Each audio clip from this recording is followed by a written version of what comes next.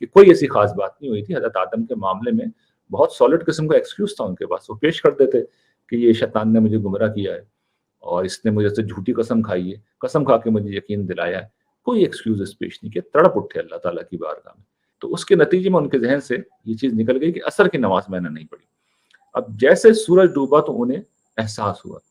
جس لمحے احساس ہوا تو وہ جو انتہائی قیمتی گھوڑے تھے جو خدا کے دین کی خدمت کے لیے وہاں پہ تھے, انہوں نے تلوار اٹھائی, ان سب کو ہی کاٹ ڈالا.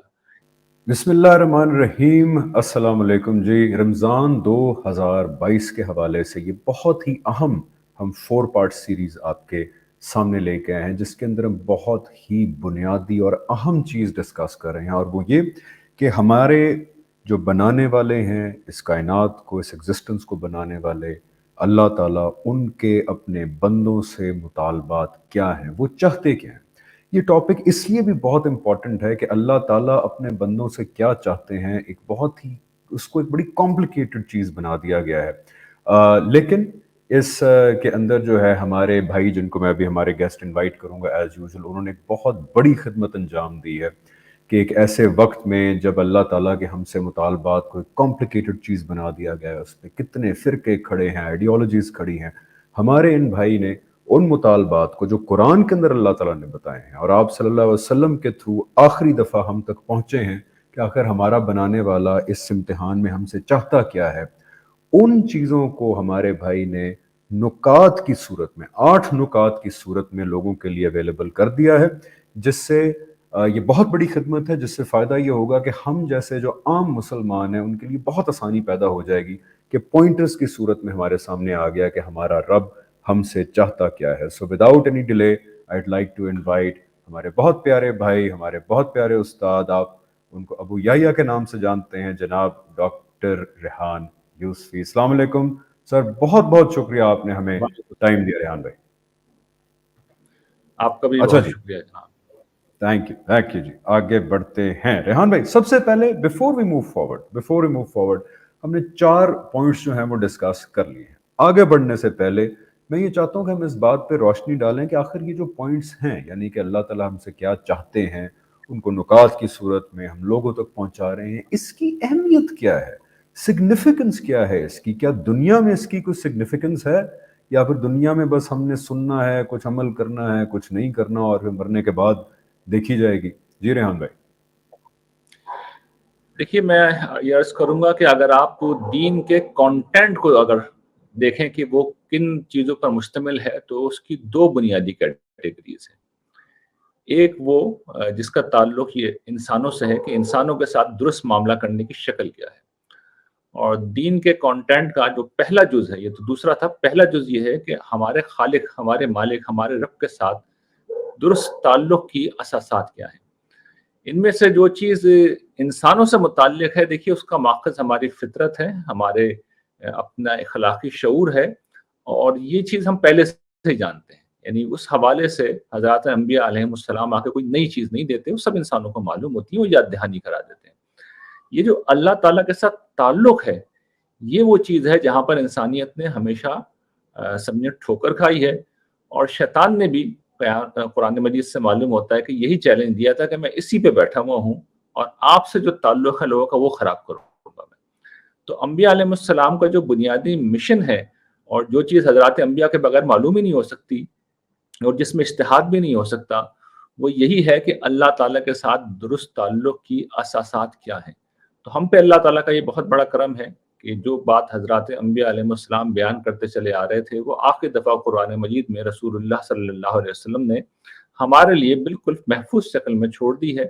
اور وہیں سے پھر جو کچھ میں نے خدمت سر انجام دی ہے کہ قرآن مجید سے ہی ان اساسات کو متعین کیا اور انہیں بیان کر دیا. تو پہلی سگنیفیکنس تو یہ ہے کہ یہ چیز حضرات انبیاء اور قرآن مجید کے علاوہ معلوم ہی نہیں ہو سکتی, اور اگر اس کو قرآن مجید سے نہیں لیں گے تو پھر ہمیشہ سمجھیں کہ شیطان کے شر میں پھنسنے کا, اس کے شکار ہو جانے کا ہمیشہ اندیشہ رہے گا.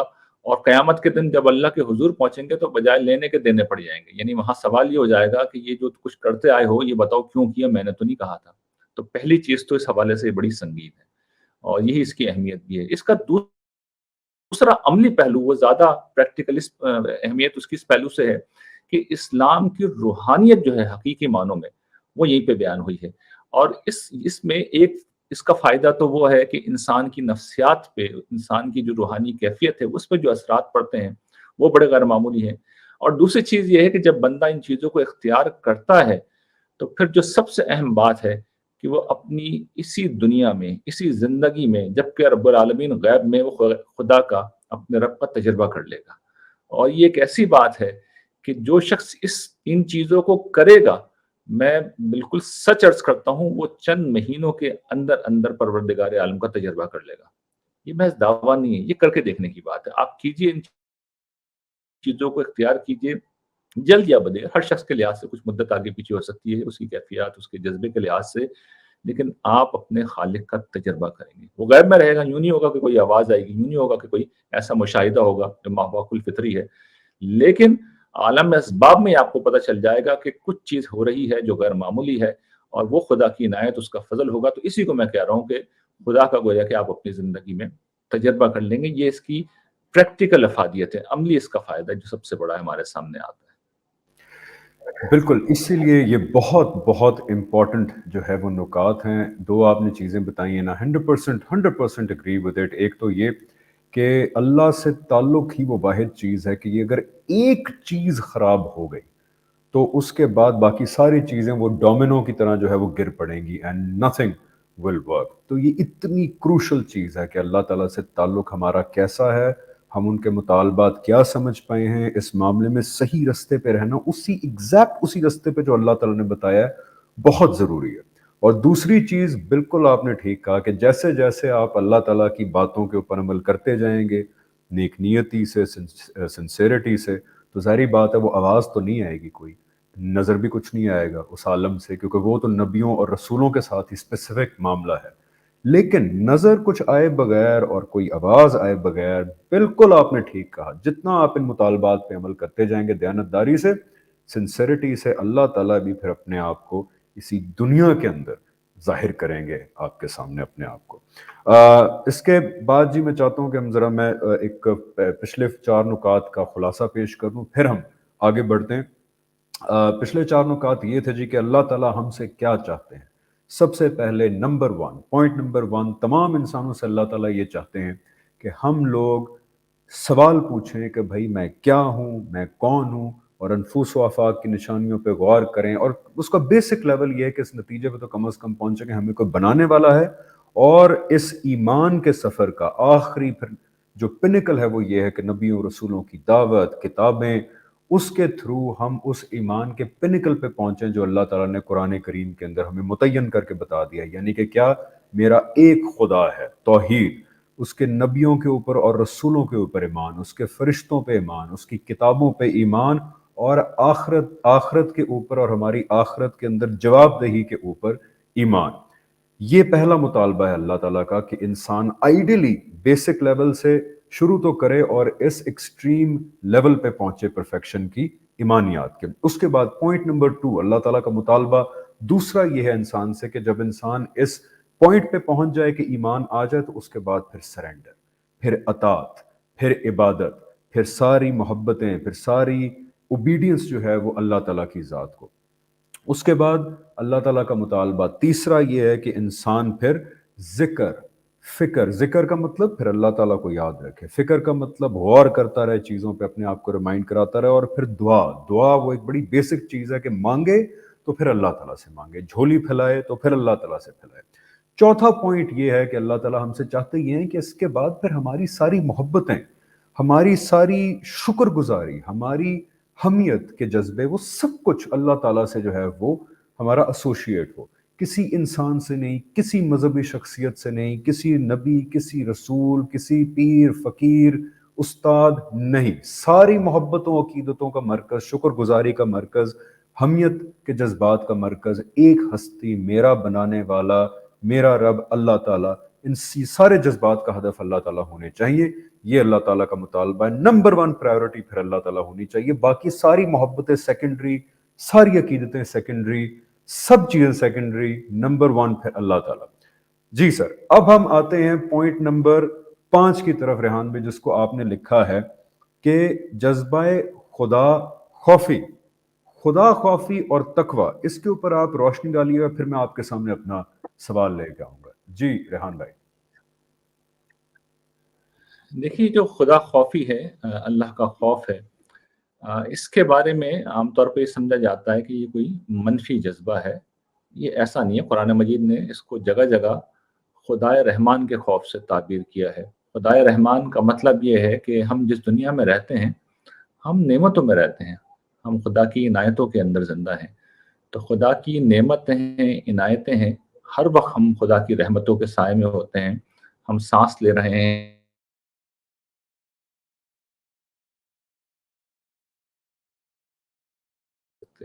تو انسان کو یہ سوچنا چاہیے کہ اگر جس ہستی نے سب کچھ دے رکھا ہے کبھی اس نے واپس لے لیا تو کیا ہوگا.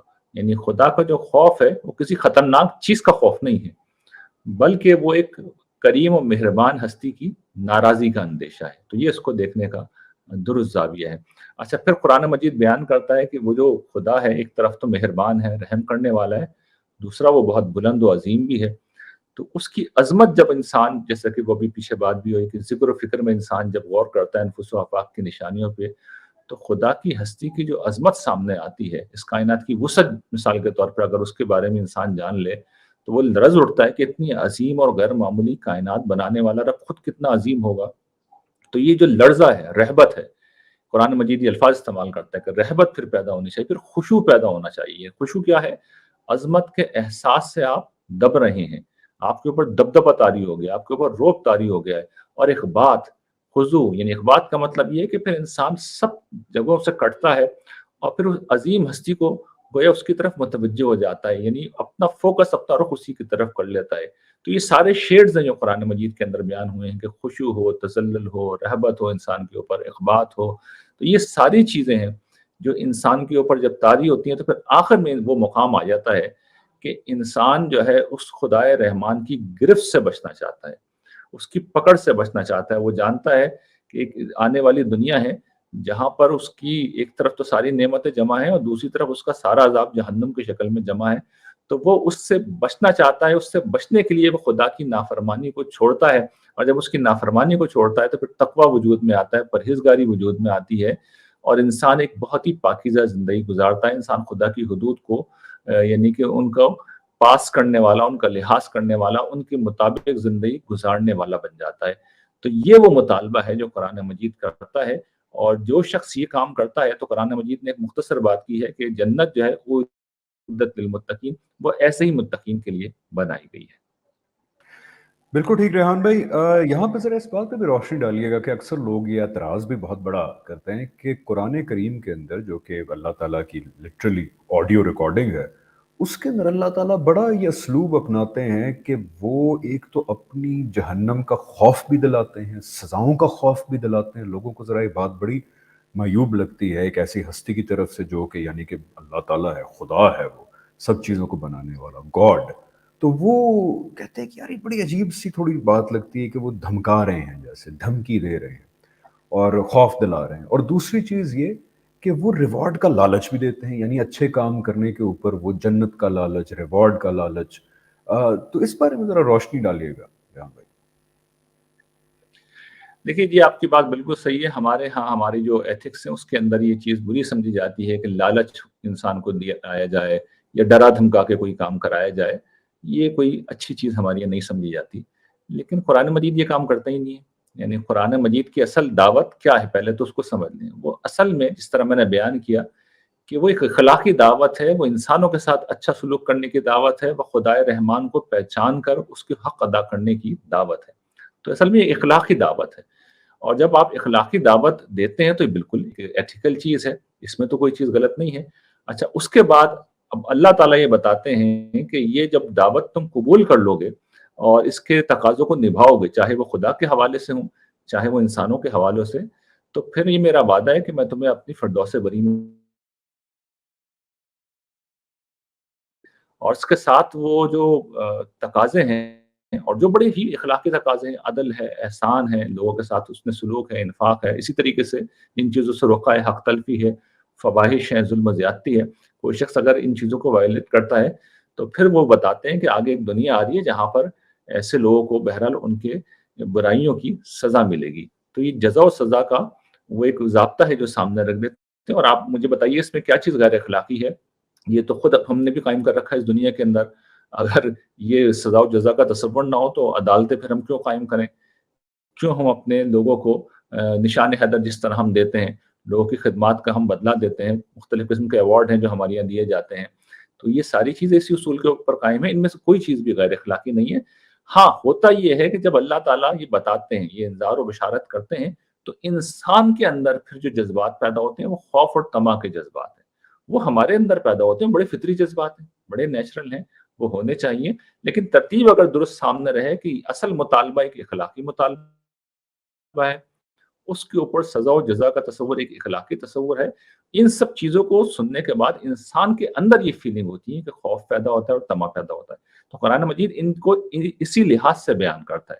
یعنی وہ یہ نہیں کہہ رہا کہ بھئی لالچ دے رہا ہے، یہ ڈرا دھمکا رہا ہے. وہ تو یہ بتا رہا ہے کہ یہ اخلاقی دعوت کو قبول کرو گے تو اس کے پھر کچھ نتائج ہوں گے، اسے رد کرو گے تو اس کے کچھ نتائج ہوں گے. یہ ہے وہ بات جو قرآن مجید نے کہا ہے. تو مطلب خلاصتاً یہ کہنا بھی جائز ہے کہ اللہ تعالیٰ نے جو جہنم کا اور جنت کا یا اپنی پنشمنٹ کا اور ریوارڈ کی جو باتیں کی ہیں، یہ کچھ نہیں ہے، یہ بیان ہے کانسیکوینس کا. یعنی کہ جو ہمیں زندگی ایگزیکٹلی جی رہے ہیں اس کا کانسیکوینس نکلے گا، تو یہ اس کانسیکوینس کا بیان ہے آگے جا کے. کانسیکوینس کا بیان، اور یہ بھی ایک ریئلٹی حقیقت ہے. اور ہم اپنی دنیا میں سزا جزا کا یہ نظام تو اس دنیا میں ہم نے بھی برپا کر رکھا ہے. اگر غیر اخلاقی ہوتا تو ہم کیوں کرتے؟ بالکل صحیح، بالکل صحیح، بالکل ٹھیک ہے. خدا خوفی اور تقویٰ، میرا خیال ہے آپ نے اس پہ بڑی صحیح روشنی ڈالی. دونوں میں اگر میں کہوں کہ ایک سمپل طریقے سے فرق بتا دیجئے کہ تقویٰ میں اور خدا خوفی میں کیا فرق ہے، یہ ایک ہی چیز کا نام ہے؟ خوف جو ہے دیکھیے انسانوں کے اندر پیدا ہونے والا ایک جذبہ ہے جو کسی برائی سے، یعنی برائی سے مراد ہے کسی شر سے اپنے آپ کو بچانے کے لیے انسان کے اندر پیدا ہوتا ہے. یہ نیچرل فیلنگ ہے. جس وقت حضرات انبیاء علیہ السلام انذار کرتے ہیں، بتاتے ہیں کہ بھئی ایک کانسیکوینس ہے تمہاری برائیوں کا، وہ نکلے گا، تو پھر وہاں سے انسان کے اندر یہ احساس پیدا ہوتا ہے کہ مجھے اس سے بچنا چاہیے. تو یہ خوف ہے نا، جو خوف اصل میں دیکھیے انسان کو، میں آپ کو ایک بہت سادہ بات بتاؤں کہ اگر آپ لوگوں میں کھڑے ہو جائیں نا اور یہ کہیں کہ بھی فلاں ایک اچھا کام کرو تو تمہیں کچھ ریوارڈ ملے گا، تو 100 میں سے شاید 10 لوگ ہی اٹھیں گے، باقی 90 بیٹھے رہیں گے. یہ میں آپ کو بتا دوں. لیکن آپ اگر یہ بتائیں کہ بھئی کوئی فلاں تم نے غلط کام کیا نا تو تم سب کی پٹائی ہوگی، تو 100% لوگ الرٹ ہو جائیں گے. نقصان کے اوپر 100% آدمی حرکت کرتا ہے.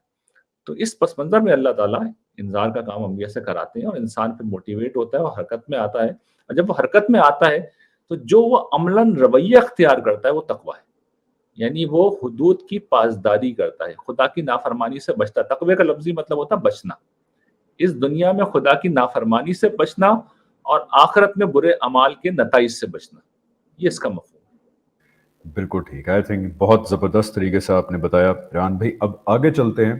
یعنی کہ اللہ تعالیٰ کا ہم سے چھٹا مطالبہ اللہ تعالیٰ کا یہ ہے کہ ہم اپنی زندگی میں توبہ اور انابت کی جو ہے وہ روش اختیار کریں. اس سے آپ کی کیا مراد ہے؟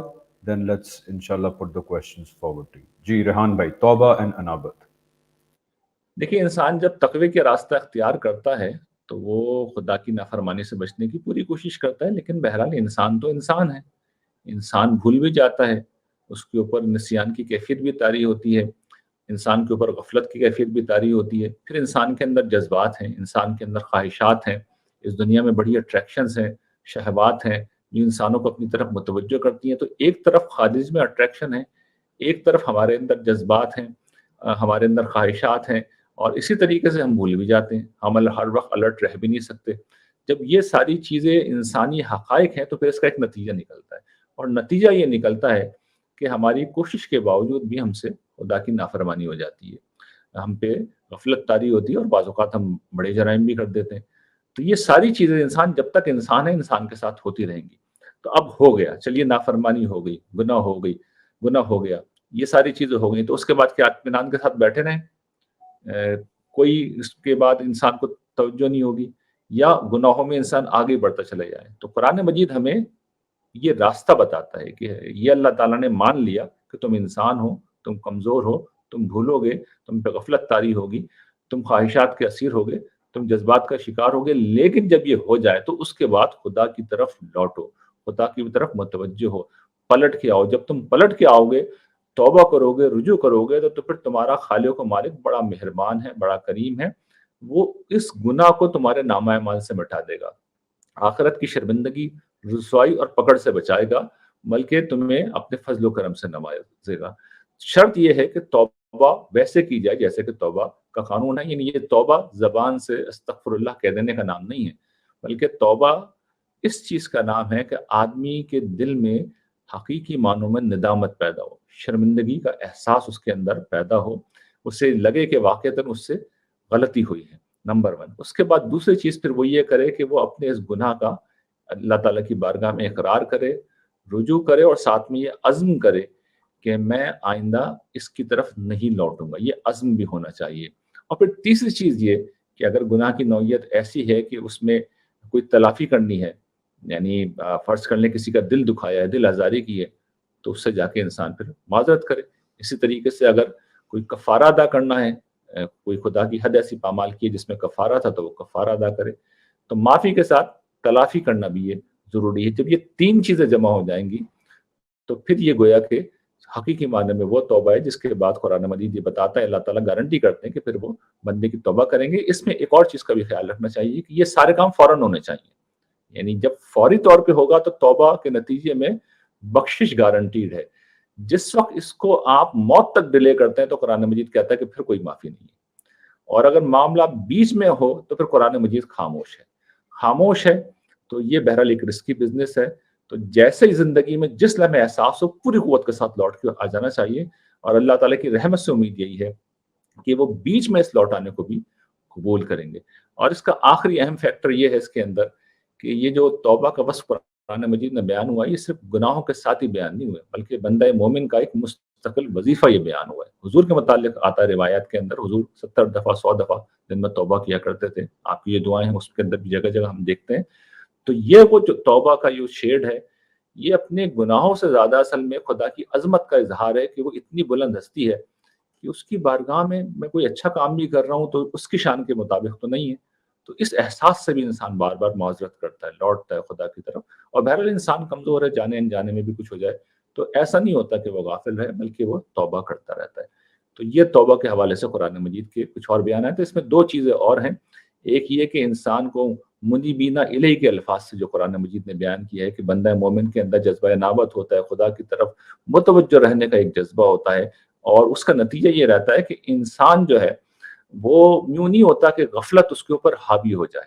یعنی غفلت کیا ہوتی ہے کہ آپ خدا کو بھول کے جی رہے ہیں. اور خدا کی طرف متوجہ رہنے کا عمل یہ ہے کہ آپ کو خدا بھولتا ہی نہیں ہے اور آپ ہر پہلو سے اس کی طرف متوجہ رہتے ہیں. جب متوجہ رہتے ہیں تو پھر انسان اول تو غلطی کرے گا نہیں، کرے گا تو پھر فوراً لوٹ کے آئے گا. یعنی فوراً لوٹ کے آنا اصل میں اس متوجہ رہنے کا لازمی نتیجہ ہے. تو یہ اس کا اگلا شیڈ ہے جو قرآن مجید نے، یہ گویا کہ ایڈوانس لیول ہے جو قرآن مجید نے بیان کیا ہے. اور اس کی جو سب سے آخری انتہائی مقام ہے وہ صفت اوابیت ہے. یہ خاص طور پہ حضرات انبیاء علیہ السلام کا خاصہ ہوتا ہے کہ وہ گناہ تو ظاہر ہے کہ نہیں کرتے، لیکن وہ اپنی معرفت اور خدا کے قرب کے جس مقام کے اوپر ہوتے ہیں وہاں پر کوئی چھوٹی سی چیز بھی ہو جائے تو پھر وہ جو تڑپ کے رجوع کرتے ہیں اور لوٹتے ہیں. اور قرآن مجید میں جب حضرات انبیاء علیہ السلام کے واقعات بیان ہوئے ہیں، حضرت داؤد کا واقعہ بیان ہوا ہے، حضرت سلیمان کا واقعہ بیان ہوا ہے. حضرت سلیمان کا واقعہ میں سنا دیتا ہوں، وقت چونکہ زیادہ نہیں ہے، وہ ایک ہی واقعہ میں سنا دیتا ہوں. اور بھی پیغمبر ہیں، حضرت آدم علیہ السلام ہیں، حضرت یونس علیہ السلام ہیں. قرآن مجید ان سب کے حوالے سے بیان کرتا ہے کہ کوئی ایسی خاص بات نہیں ہوئی تھی. حضرت آدم کے معاملے میں بہت سالڈ قسم کا ایکسکیوز تھا ان کے پاس. وہ پیش کر دیتے کہ یہ شیطان نے مجھے گمراہ کیا ہے اور اس نے مجھے سے جھوٹی قسم کھائی ہے، قسم کھا کے مجھے یقین دلایا ہے. کوئی ایکسکیوز پیش نہیں کیا، تڑپ اٹھے اللہ تعالیٰ کی بارگاہ میں. تو یہ اللہ تعالیٰ نے اس رجوع کو اس طرح قبول کیا کہ اس کے بعد انہیں نبی بھی بنا دیا. یعنی اس کے بعد اللہ کا ایسا کرم ہوتا. حضرت سلمان کا میں واقعہ عرض کر رہا تھا کہ ان سے کسی موقع کے اوپر جہاد کے گھوڑوں کا پریڈ کا معائنہ کر رہے تھے. اور ظاہر ہے کہ جہاد ہی ایک بڑا دینی فریضہ ہے اور حکمرانوں کے لیے تو یہ ضروری ہے. اور پھر ان کی خصوصی ذمہ داری تھی. اس پس منظر میں بڑی اسپیشل تیاری تھی اور بڑا اہتمام تھا.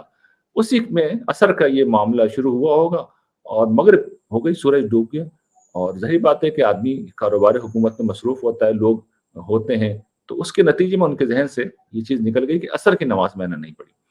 اب جیسے سورج ڈوبا تو انہیں احساس ہوا जिस लम्हे एहसास हुआ, तो वो जो इंतहाई कीमती घोड़े थे, जो खुदा के दीन की खिदमत के लिए वहाँ पे थे, उन्होंने तलवार उठाई, उन सबको ही काट डाला।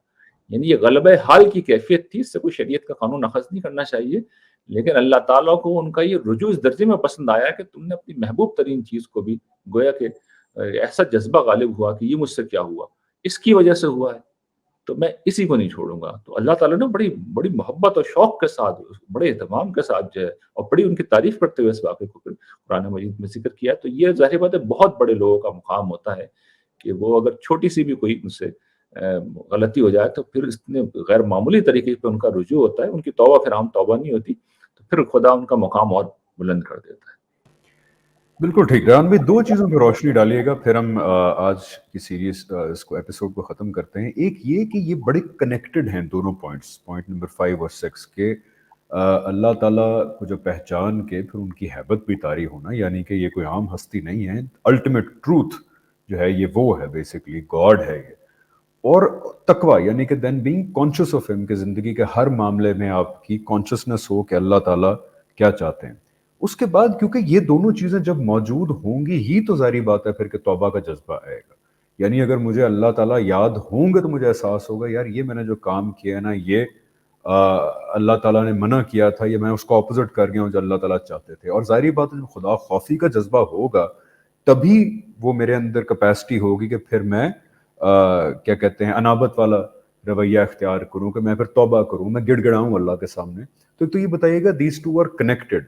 और दूसरा तौबा की अहमियत, क्योंकि अक्सर जो शैतान का भी सबसे बड़ा एक हथियार है वो ये है कि नाउमीदी, यानी इंसान को ये एहसास दिलाना कि तुम तो किसी काबिल नहीं हो, तुम तो इतने गंदे हो, इतने गुनाहगार हो, तुमने अब तौबा कर भी ली तो अल्लाह ने कहा माफ करना है, तुम्हारे तो इतने बड़े गुनाह हैं। तो इस पे जरा रोशनी डालिएगा कि अल्लाह ताला ने क्या कहा इस बारे में, कि नहीं, मेरे वो बंदे कि जिनके गुनाह जितने मर्जी हों, जब तक आप सच्चे दिल से जब जब अल्लाह के पास आते रहेंगे तो अल्लाह ताला ने कहा फिर मैं भी आपको माफ करता रहूंगा। तो शैतान की बातों में नहीं आना कि इतने गंदे हो गए अब क्या फायदा तौबा करने का। रेहान भाई।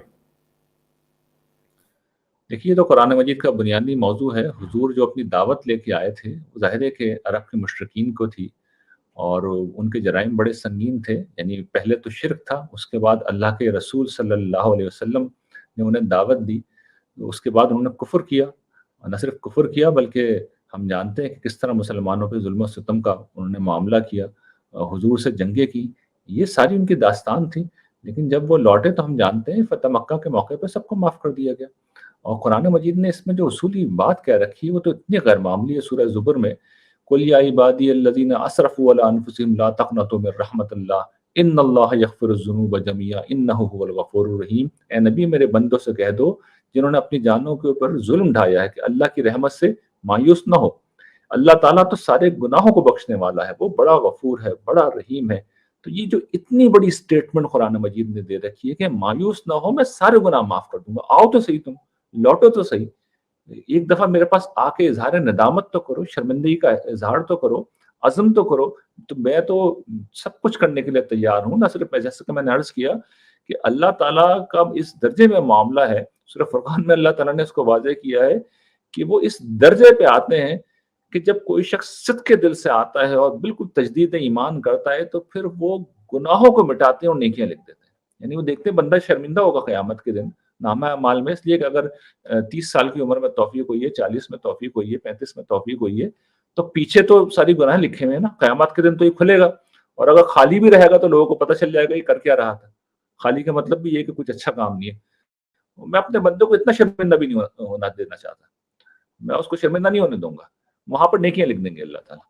तो इससे बड़ी क्या बात है? अच्छा, इससे यहाँ बड़ी पे रेहान भाई कथा कलामी माफ, लेकिन यहाँ पे ये मेरे ख्याल में बड़ी जिक्र करने वाली बात है कि इस सिफ्त से अल्लाह ताला की, यानी अल्लाह ताला के इस मुतालबे से मैं तो ये गौर कर रहा हूँ कि उनकी रहमान और रहीम और मोहब्बत करने वाली जो सिफ्त है, यानी कि कितनी शिद्दत से मोहब्बत चाहिए उस हस्ती की तरफ से ये कहने के लिए कि देखो गलतियां जब भी कर लो, जब तक सच्चे दिल से माफी मांगते रहोगे मैं खुले दिल से माफ करता रहूंगा। ये क्योंकि रेहान भाई इवन माँ बाप, माँ भी इस हद तक नहीं पहुंचती। माँ भी जब 10वीं या 15वीं दफा गलती हो जाती है ना, तो माँ भी फिर जरा एक सेकंड पकड़ के डांटती है आपको कि बेटा बस कर दो। لیکن اس ہستی کی محبت کی شدت آپ دیکھیں، وہ کہہ رہے ہیں کہ یار جتنی دفعہ غلطی ہو توبہ کرو، میں معاف کر دوں گا، کوئی پرابلم نہیں ہے۔ ان کی کتنا بڑا محبت کا اظہار ہے ریحان بھائی۔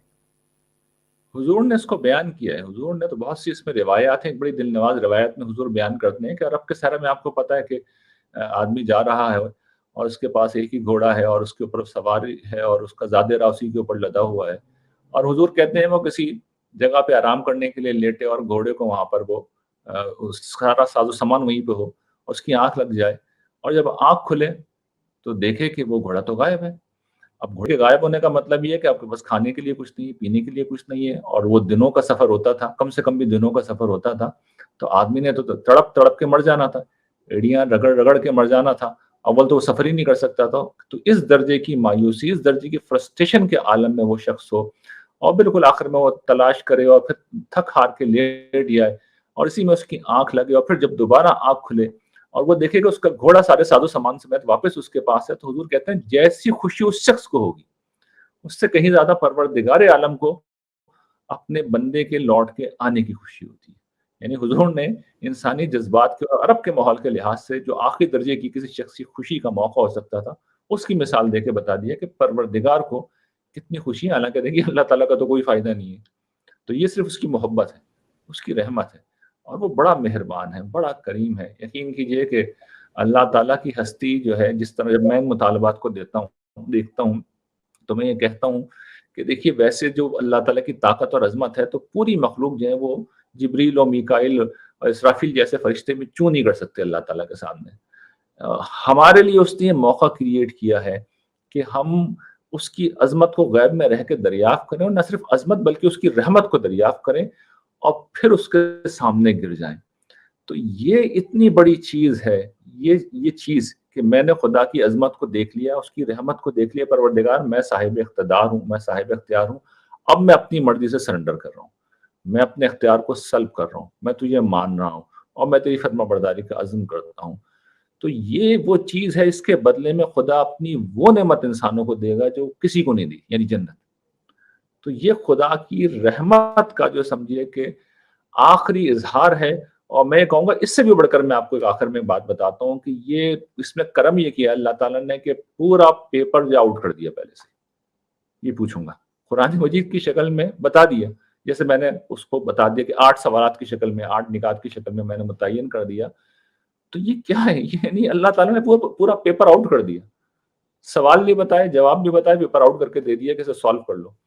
تو اس سے زیادہ آسانی کیا کی جا سکتی ہے؟ اس کے بعد کیا رہ جاتا ہے؟ اس کے بعد کیا کیا جائے؟ بالکل بالکل، یہ میرے ذہن میں ایک اور غالباً حضرت عیسیٰ کی طرف منسوب یہ روایت ہے کہ حضرت عیسیٰ نے فرمایا کہ میرا آسمانی باپ جو ہے وہ ایسا سمجھو کہ چرواہا ہے کہ جس کی بے شمار جو ہے وہ بکریاں ہیں، اور جب ان کی اس بے شمار بکریوں کے ریوڑ میں سے کوئی ایک بکری جو ہے ان کی وہ گم جاتی ہے، تو وہ ان ساری بکریوں کو چھوڑ کے اس ایک بکری کو ڈھونڈنے اور بچانے کے لیے جو ہے وہ نکل پڑتے ہیں۔ اس سے یہ دیکھیں پھر ایسی شخصیت کو جب انسان دریافت کر لے اور ساری محبتوں کا پھر مرکز ہے یہ شخصیت نہ بنے، تو اس کا مطلب ہے کہ آپ کی دریافت پھر ٹھیک نہیں ہے۔ اور اللہ تعالیٰ کے مطالبات بھی جو اب تک ہم نے ڈسکس کیے ریحان بھائی، دیکھ کے یہی معلوم ہوتا ہے کہ یہ وہی مطالبات ہیں کہ جو شاید ایک بہت محبت کرنے والی ماں یا باپ کے اپنے اولاد سے ہوتے ہیں، یعنی وہ مطالبات کے اندر بھی ہماری بہتری ہے کہ ہم ایسا ہی اس پوری سکیم میں کامیاب ہو جائیں، ہم کسی طریقے سے اس جنت میں پہنچ جائیں جہاں پہ پھر اللہ تعالیٰ کیا چاہتے ہیں کہ ہم ان کے ساتھ ہمیشہ ہمیشہ رہیں گے۔ وہ ایک تھے تو جوش رہبر تھے ریحان بھائی، ان سے کسی نے پوچھا، چلیں وہ بھی اہل کتاب ہیں، ان کی باتوں کو بھی کوٹ کرنا اچھی بات ہے، ان سے کسی نے پوچھا کہ جنت کیا ہے، جنت کس چیز کا نام ہے؟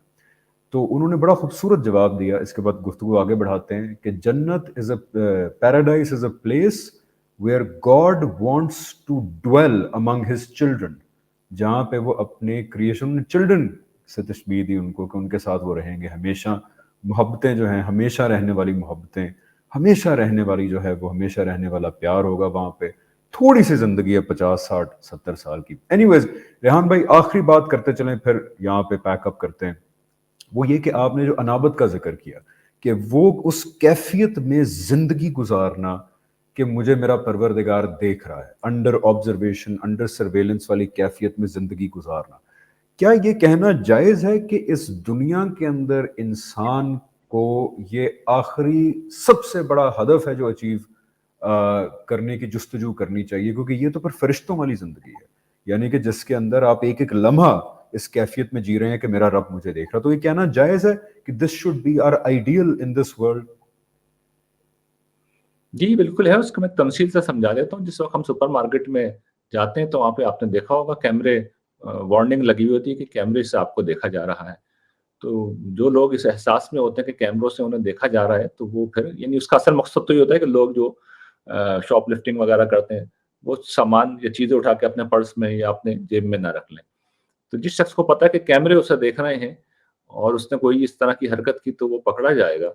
اور یا اس طرح ایک اور مثال یہ ہے کہ اب جب ہم کہیں فون کرتے ہیں تو وہاں پہ میسج آتا ہے کہ آپ کی کال ریکارڈ کی جائے گی، تو مطلب یہ ہوتا ہے سوچ سمجھ کے بولیے. تو جو بندہ ہے مومن اس احساس میں جی رہا ہو کہ اس کی کال ریکارڈ ہو رہی ہے، زبان سے نکلنے والی ہر چیز ریکارڈ ہو رہی ہے اور خدائی کیمرے فرشتے موجود ہیں، وہ نگرانی کر رہے ہیں، تو پھر آدمی ہر حال میں متوجہ رہے گا. یعنی پھر اس کا دھیان اس طرف رہے گا، وہ سارے کام کرے گا. یعنی شاپنگ سینٹر میں گیا ہوا آدمی ساری شاپنگ کرے گا، اصل میں وہ نافرمانی سے بچے گا. تو اس لیے میں نے اس کو توبہ کے ساتھ رکھا ہے کہ انسان الرٹ رہتا ہے، اور اگر غلطی ہو جائے کچھ اٹھا کے غفلت میں جیب میں رکھ بھی لیا جائے تو فوراً احساس ہوتا ہے کہ کیمرے دیکھ رہے ہیں، مارکیٹ سے نکلنے سے پہلے واپس اس کی جگہ پہ رکھ دو. ریحان بھائی بالکل ٹھیک، بہت بہت بہت شکریہ، آپ نے آج ہمیں دوبارہ ٹائم دیا، اینڈ انشاءاللہ we will see you in the next episode. Thank you so much Rehan بھائی. شکریہ آپ، thank you very much. Thank you so much. جی آج کی اس ایپیسوڈ میں ہم نے مزید 2 پوائنٹس کے اوپر جو ہے وہ روشنی ڈالی. میں آپ کو دوبارہ ایک کوئک ریکیپ دیتا چلوں کہ ابھی ہم اللہ تعالیٰ کے جو ہم سے مطالبات ہیں ان مطالبات کی فہرست میں کہاں سے شروع ہوئے تھے، کہاں پہ پہنچے ہیں. یہ بڑے نیچرل مطالبات ہیں اللہ تعالیٰ کے ہمارے سے. یہ وہی مطالبات ہیں جو آپ کسی بھی ہم ایک دوسرے سے کریں گے. شاید اگر ہم ایک محبت کا رشتہ جو ہے وہ بنانا چاہتے ہیں ایک دوسرے سے. مطالبات کیا ہیں؟ یعنی سب سے پہلے تو ہم اللہ تعالیٰ کو جانیں، ان کو پہچانیں، اور بیسک حد سے لے کے ایکسٹریم حد، یعنی کہ فطرت کے تحت انفس و آفاق کی نشانیاں دیکھ کے پہچان لیں، یا پھر نبی اور رسولوں کی اور اللہ تعالیٰ نے جو کتابیں نازل کی ہیں وہاں تک پہنچ جائیں جو پینیکل ہے. ان سطحوں کے اوپر اللہ تعالیٰ کو پہچانیں، ڈسکوری کریں اللہ تعالیٰ کی، یعنی کہ شعوری ایمان نمبر 1. اس کے بعد جب ایمان حاصل ہو جائے تو پھر سرنڈر کریں، اطاعت کریں، عبادات کریں. نمبر 3 کہ پھر ذکر کریں، اللہ کو یاد کریں ہم، تاکہ یہ سب سے بڑی حقیقت ہم زندگی میں بھول نہ جائیں ڈسٹریکشنز میں آ کے. فکر کریں کائنات کے اوپر، اپنے ارد گرد، اپنے اندر، تاکہ اللہ تعالیٰ کے مزید جو پہلو ہیں وہ ہمارے سامنے، نئے سے نئے پہلو جو ہیں وہ سامنے آئیں. اور اس کے بعد دعا ہے، یعنی کہ مانگنا، اپنی حاجتیں پوری کرنا، وہ بھی اللہ تعالیٰ سے وہ رشتہ قائم ہو ہمارا. اس کے بعد مطالبہ نمبر 4 اللہ تعالیٰ کا یہ ہے کہ پھر شکر گزاری، محبت اور حمیت کے سارے جذبات بھی اسی ایک ہستی کے ساتھ ہمارے ایسوشیٹ ہوں جو کہ اللہ تعالیٰ کی ذات ہے، ہمیں بنانے والی ذات ہے.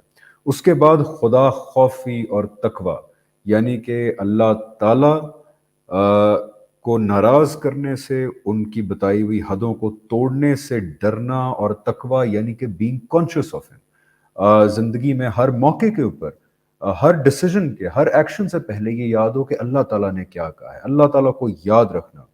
اس کے بعد توبہ اور انابت، یعنی کہ پھر اگر کوئی غلطی ہو جائے، کوئی کوتاہی ہو جائے تو پھر رجوع کرنا، توبہ کرنا اللہ تعالیٰ سے، اور اس احساس میں جینا ہر وقت کہ اللہ تعالیٰ مجھے دیکھ رہے ہیں. And I think this is the pinnacle of existence, کہ اگر ہم اس دنیا میں یہ جو ہے وہ ایگزسٹنس اچیو کر لیں کہ ہم ہر دن 24 گھنٹے اس احساس میں جئیں کہ ہمیں ہمارا پروردگار جو ہے وہ ڈائریکٹلی دیکھ بھی رہا ہے اور ڈائریکٹلی سن بھی رہا ہے.